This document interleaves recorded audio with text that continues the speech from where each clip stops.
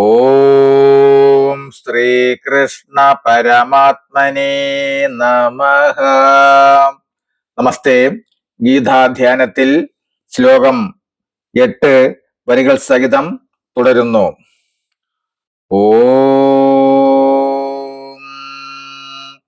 മൂകം കരോതി വാചാലം പങ്കും ലംഘയതേ ഗിരിം യത്കൃപാതമഹം വന്ദേ പരമാനന്ദമാധവം.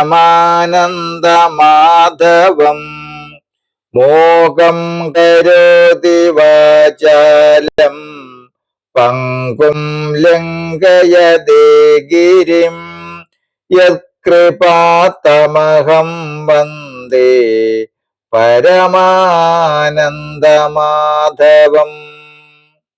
ഈ ശ്ലോകത്തിന്റെ അർത്ഥം: യാതൊരുവന്റെ കാരുണ്യം ഊമയെ വായാടിയാക്കുകയും മുടന്തനെ പർവ്വതത്തെ താണ്ടിക്കുകയും ചെയ്യുന്നത് ആ പരമാനന്ദ രൂപിയായ മാധവനെ ഞാൻ വന്ദിക്കുന്നു. നമസ്തേ. ശ്ലോകം 9 വരികൾ സഹിതം തുടരും നാളെ. നമസ്തേ.